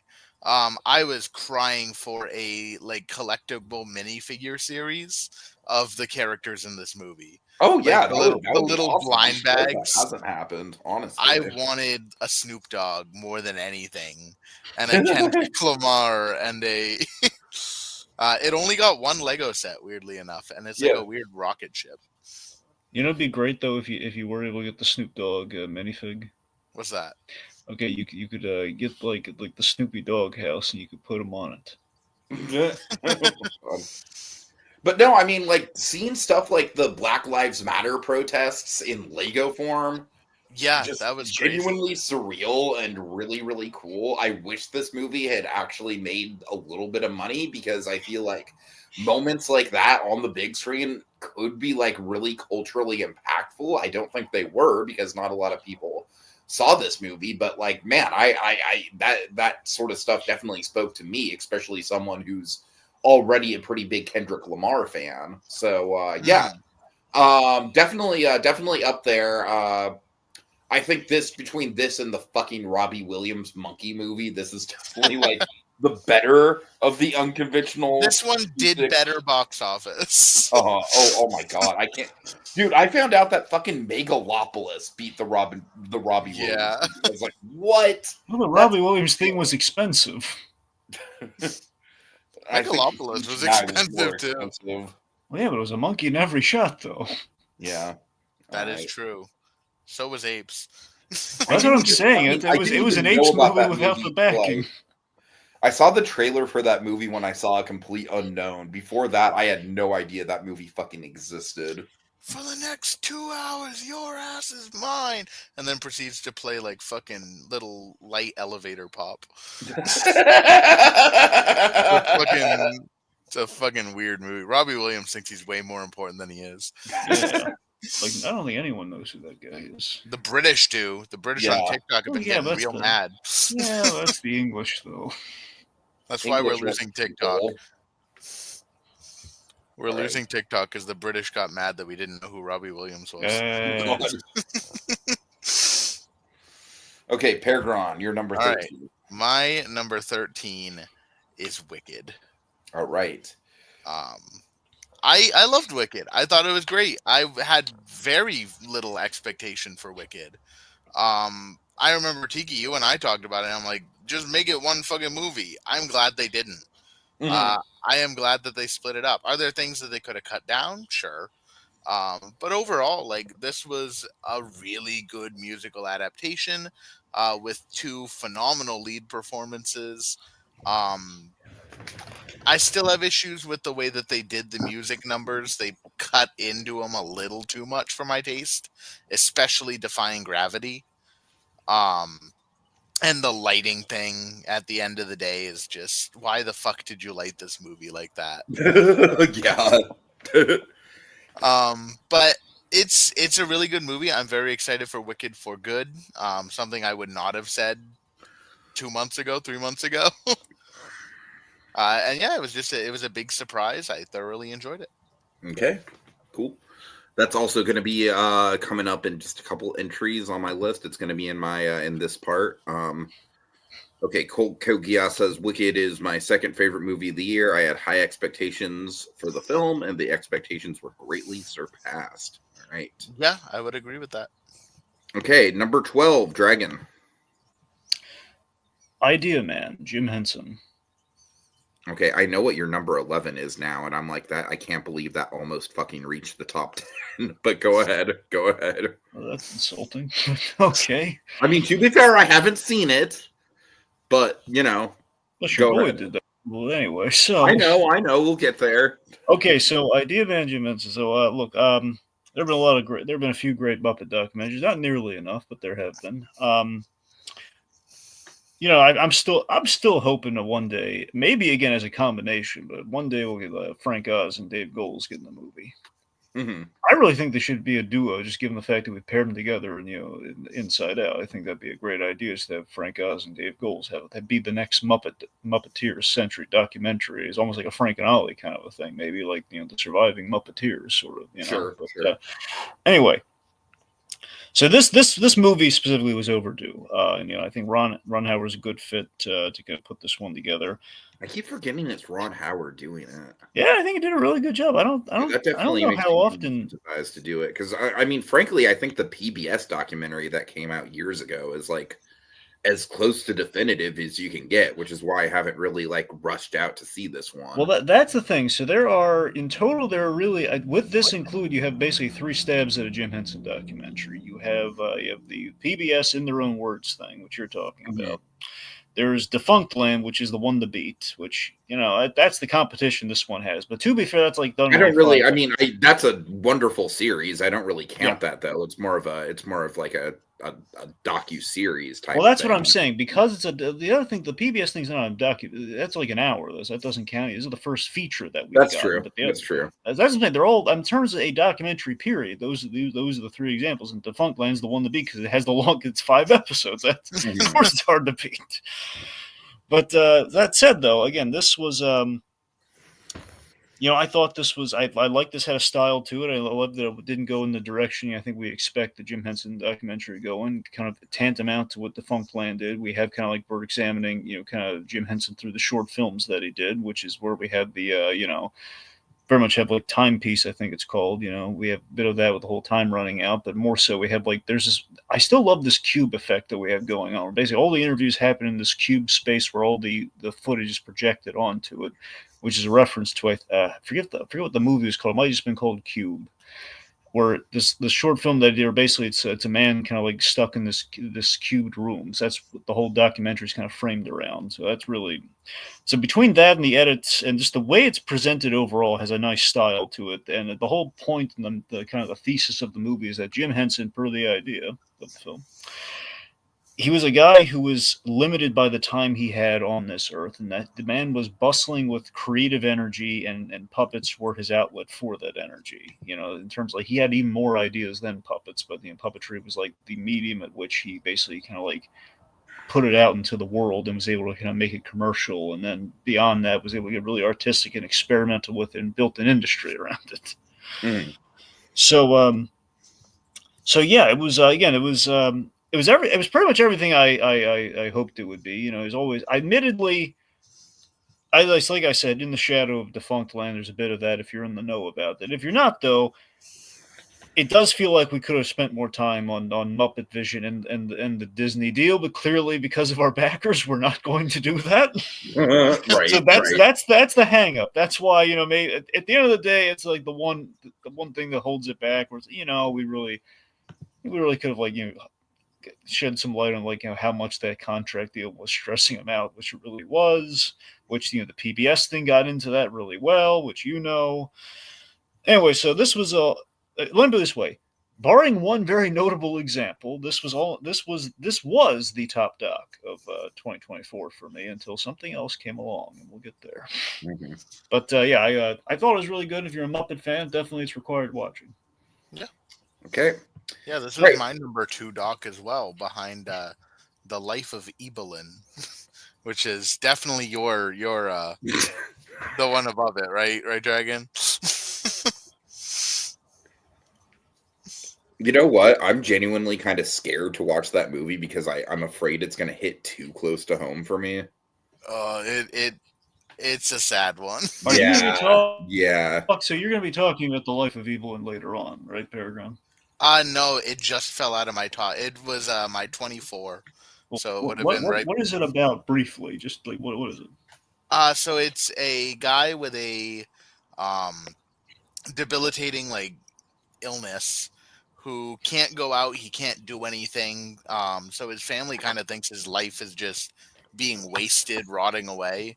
But it turns out he had a really, really, really bustling social life on a World of Warcraft. And it's a heart-wrenching documentary, heartbreaking and heartwarming, about how this guy lived a secret life, where he was able to greatly impact people in the real world on video games. And I think it's very sweet. I highly recommend it. Okay. Righty. Okay, so my number 12 already got brought up. It's going to be Dee Dee. Okay. And honestly, this movie would probably be in my top 10 if it weren't for My Old Ass. It's kind of funny because My Old Ass and this movie came out I want to say within 2 weeks of each other. Yeah, it was very, very soon after. We were eating well when it came to coming of age movies in August/September of 2024. Yeah, honestly, for this movie, I very much enjoyed my experience watching it, and culturally, I hope it has more of an impact. The thing about this movie for me, not a lot of individual set pieces stand out about it. It's more so the overall vibe. I think out of any movie that's done 2000s nostalgia, this absolutely, I think, captured the time period more accurately than any other movie before. And like I said, as someone who was in high school in the 2000s, specifically the late 2000s, seeing the fact that this time period can be recreated in a movie and actually have it be transportive is one of the most oh my god, I'm fucking old type of experiences in a really interesting way. I think all the child performances in this movie are really well done. They're really giving it their all, but obviously Joan Chen as the mother is like the goddamn big standout of this film. One of the big standout performances of the year. I think it's an absolute shame that she's not even like in the conversation anywhere to get a nomination for supporting actress. I think that's just kind of criminal, and it kind of speaks to how, like, with awards seasons, it's a lot of politics, it's a lot of campaigning, and a lot of times movies like this just kind of get slipped through the cracks a bit. Which, because I think by all intents and purposes, I think Joan Chen is one of the top 5 supporting actress performances of the year. I mean, I don't. There's no doubt in my mind. You mean you think she's better than 2 of the ladies in Emilia Perez? Oh God.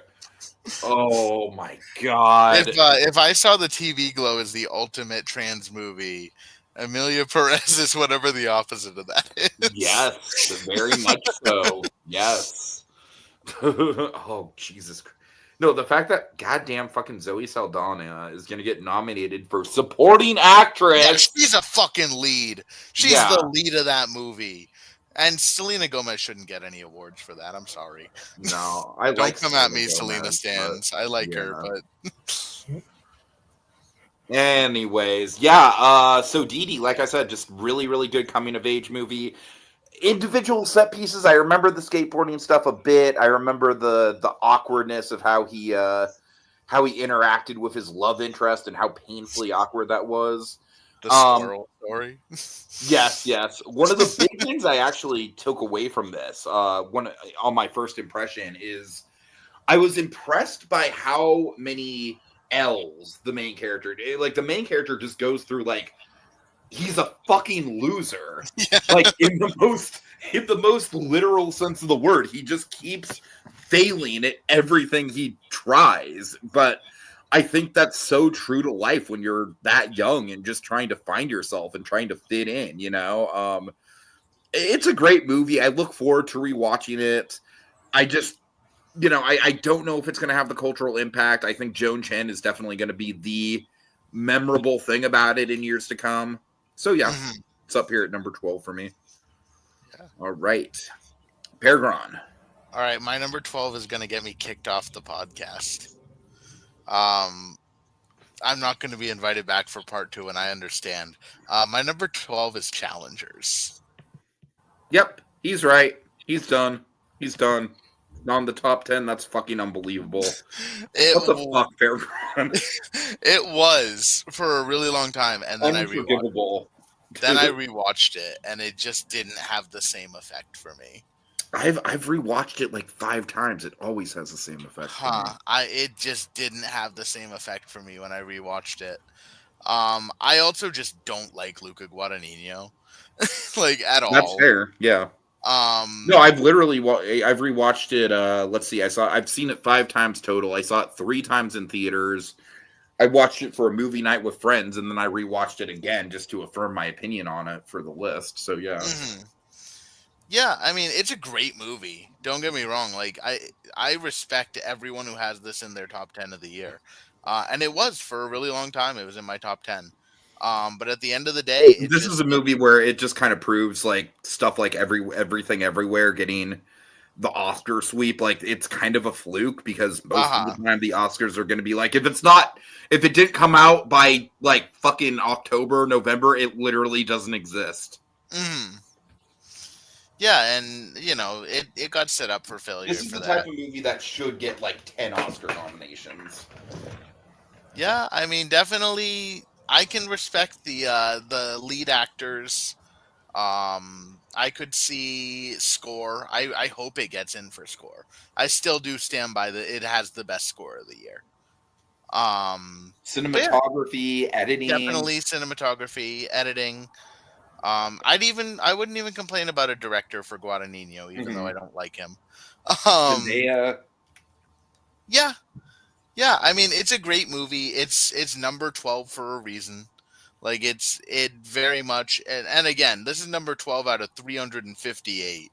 We're not talking we're not talking number 12 out of 100 movies. This is number 12 out of a lot of fucking dog shit. So it really should stand up for how great this movie is. And in a different on a different day, it probably would make my top 10. But there were 11 movies that, as of finishing up the list, I'm like, nah, those are the ones that I like more than challengers. Yeah, fair. All right, I think I also know what your number. Yeah, I do know what your number 11 is going to be. All right. Okay, Dragon, you're number 11. If. Yeah, and in my defense, I do definitely need to watch this, and it is done by the guy who literally directed my favorite movie of 2021. So, Yeah, so look, admittedly, honestly, I was on the fence between to put this in the number 10 spot or not. It was my 10 and 11 did swap around a few times, but I was definitely firm that if was going to score high on this list some one way or another. But here's the thing. So the three criteria I mentioned earlier, this one's very much on the kind of like viewing experience. I went to the theater with my folks on this one, and they loved it to the point where like they would like bring it up, like, oh yeah, that If movie is really good. Yeah, it's like they would constantly bring it up. It's like that's the thing. Like I struggled ranking this one, but it was like I will fully admit it's not reinventing the wheel. It's not, because it basically, on the whole, like the worst thing I can say about it is it kind of feels like a half-baked foster home for imaginary friends. I mean, that's the truth. That's the premise we're operating off of here. But Krasinski, man, he did a really good job on this. I mean, even operating with kind of an iffy premise. He's also playing the father in the film. He's doing a great job playing the father. This movie's very much, and I think Krasinski was really smart. And Kaylee Fleming, she's the star of this film, the little girl, and she was a standout. Now Kaylee Fleming, she was young Sylvie in season 1 of Loki, and she was also, I believe, kind of Baby Ray, essentially from I forget. I think it was Rise of Skywalker. I think that was the Ray that she was. Yeah. But she she was great. Skeleton Crew has elevated child acting in Star Wars so much. Well, true. Well, kind of has to if it doesn't. I mean, what's the point? Right. To be fair, Star Wars right now is banking on the kids with Baby Yoda, so Well, I feel like Neil has almost probably eclipsed Baby Yoda in popularity at this point. Neil doesn't. That's an unfair comparison. Neil can talk. Neil's better. We stand Neil in this house. We all stand Neil. Yeah. Anyway. So, let's see, where was I getting at? Oh yeah, so it's a fun pair. It's always fun pairing Ryan Reynolds with children, just given that he's a cynic in a world of imaginary friends. Mm-hmm. Just him just yelling at him, just again, it's like he's kind of plowing through the plot there, like, all right, okay, here's what we're doing. He's just, but with the wonderful sardonic kind of vibe that he's got going on there. A lot of fun cameos in this movie, playing all the imaginary friends, and kind of playing some familiar faces, playing the people here and there.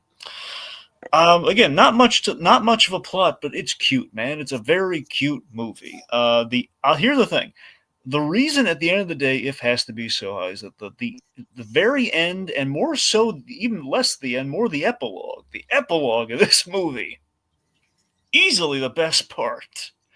I'm saying it's a very moving epilogue. One of those moving epilogues you're gonna see. Nice. It's basically the best way I can summarize this movie and that epilogue is that this movie's a warm hug, and sometimes we need a warm hug in a difficult year, and that's what this movie is. All right, respect it.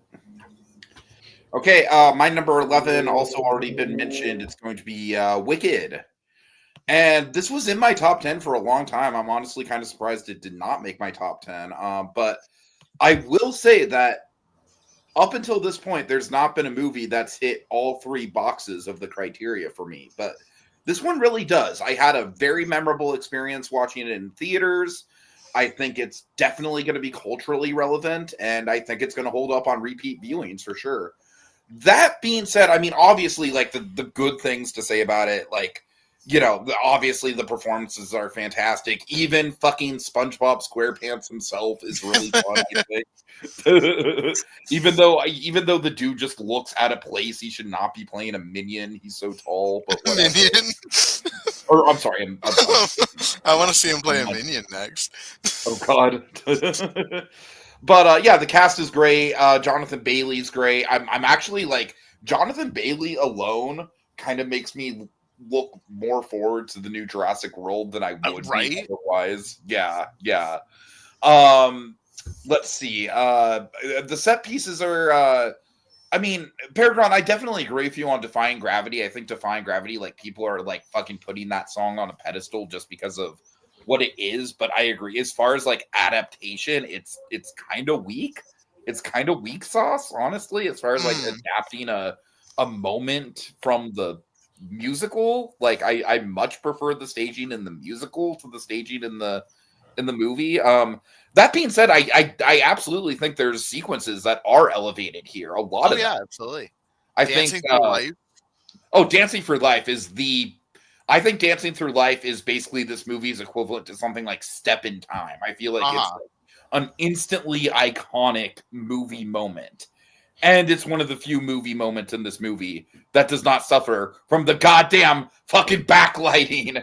It's a plague on this movie. And the reason this movie is not in the top 10, man, I mean, Jesus Christ. That backlighting, man, it's going to be the reason why I'm going to struggle on rewatches. I like pretty much everything about this movie. The production design is immaculate. I mean, like, my first viewing of this movie was a trip just because growing up in high school, the soundtrack to the play, I've never actually seen the musical live, but I'm very familiar with the soundtrack. So seeing everything, like, I think this movie is essentially as close to a perfect adaptation as you can get, as far as like they took the musical numbers and they elevated them to a movie setting. This isn't like a Sweeney Todd where it's just kind of like doing boring things with the musical numbers visually. This is like absolutely like they're going as far as they can visually. Yeah, no one mourns the wicked where they burn the effigy. Was crazy. And just the design of Munchkin Land too. Yeah. Like, I'm very curious. I would be very curious to talk to somebody who watched Wizard of Oz when it was originally released in theaters and then saw this. I mean, that must be just such a weird experience. Like, just how much of a blow up it is. But yeah, I don't know. Like I said, the backlighting and then just kind of, I do think the pacing is overall, it's better than I thought it would be for 3 hours covering the first half of a 2.5 hour stage play. Right. But no, I do think that the pacing is warranted. I think it lets the character moments and the performances breathe, which is very important. Ariana Grande is a goddamn revelation in this movie. Yeah, in the musical, they kind of just jump straight from, it's basically straight popular, then there's Dr. Dilliman gets taken away, and then they're in the Emerald City. Like, it's very right. Yeah. Like, it really benefits from having a little bit of time where Elphaba is popular, and you get to see her having friends. So yeah, that's pretty much my stance on it. Like, I mean, I really do appreciate how culturally relevant it is. I think the themes of this movie are very powerful. Again, honestly, kind of one of the movies that I equate to some of the themes and takeaways of it, especially the kind of like be proud of who you are and be yourself, kind of affirmed me coming out as gender fluid. So I definitely have that to thank. Yeah, it's also kind of baby's first fascism. A little bit, yes. So it's a good introduction to the concept. All right. Yeah. Okay, PerGron, you're number 11. Right. Taking us home. At my number 11 is Winnie the Pooh, Blood and Honey 2. No, I'm kidding. It is Late Night with the Devil. Yeah. This is a movie I respect a lot. I didn't know what to do with it on the list. Ultimately, I just couldn't find a place for it. But I do respect it. I mean, it seems like the type of movie that should be tailor made for me. I'm honestly kind of surprised. I was relatively lukewarm on it, honestly. I think a lot of it too is the AI of it all. That definitely soured my. I mean, I give you kudos for looking past that, because I remember when it first came out, you were like not even wanting to see it because of that. Mm-hmm. But for me, it's not really even the AI. It's more so like it's. I'm a stickler when it comes to found footage, right? That's fair. And there's a little bit of like how third to act define was a that. little over the top with the with the believability of the found footage. That's fair. Yeah. I like how just absolutely fucking bonkers this movie goes. Mm-hmm. I love that this is the second best worm sequence I've seen in a movie this year. This is David Dismalchin finally gets a leading role. I think the man needs way more leading roles. He does. He's great, and the only other role he had this year was fucking Afray AI'd. That was the only other one he was in. Oh. So like, give my man. Somebody needs to like fire his agent. Yeah. But yeah. So I love David Dismalchin. I like the cheesy '70s style effects. Even if it is supposed to be kind of like found footage, I think that it fits the style very well. I think it's really funny that this like corrupt Hollywood movie is allowed to exist. But then also uses AI and becomes a big controversy for that, and not for like saying that there's satanic Hollywood camps or whatever. I mean, we all know that, PerGron. Right. I literally live like 30 minutes from Muir Woods. I literally drove by Muir Woods yesterday. I was at Muir Beach yesterday. Go in, see if Dave Dismalchin is dressed like an owl. But yeah, I think this was a really good movie. I've rewatched it a couple times now. I put it on a couple times around Halloween when I had people over. Just I can see it. It's a great Halloween movie for sure. Yeah, just like as a background to like a party or two. So like we weren't even watching it, but like it was kind of there all the time. But yeah, overall, it's a movie that I thoroughly enjoyed. It's for 2024. This was a great year of horror. I think in most other years, this would have been like a top horror movie for me.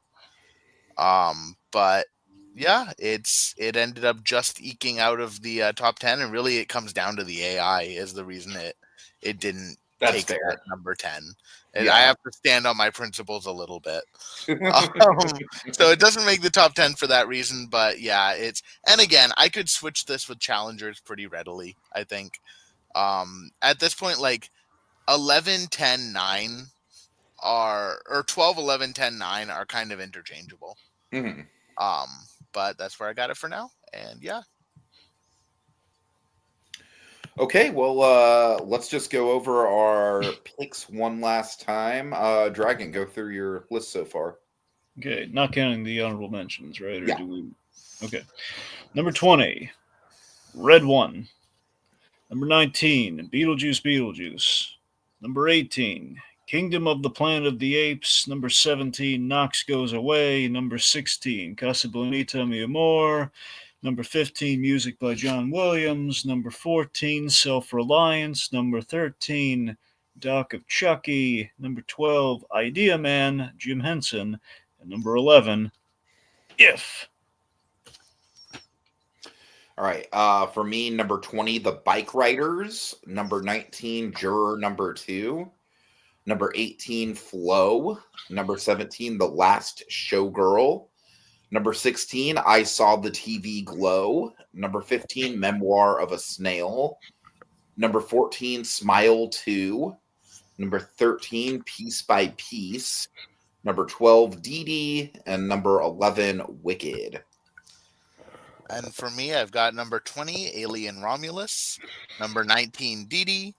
Number 18, A Different Man. Number 17, Conclave. Number 16, Kneecap. Number 15, My Old Ass. Number 14, Kingdom of the Planet of the Apes. Number 13, Wicked. Number 12, Challengers. and number 11, Late Night with the Devil. All right. Well, that'll do it for us tonight, folks. We will be back this upcoming Monday to break down our top 10s. So that should be a fun time. Yeah. Honestly, I'm already kind of scrambling. Like, I really think I should have the substance in my top 10, honestly. I'm kind of scrambling there. I think I might swap that out with a different man. Honestly. Be sure to loop in the Facebook crowd because apparently they need to know this before us. Right. Yeah. Okay, yeah, so big thanks to Kogias for joining us in the chat, and we will see you all later. How many pickle peppers?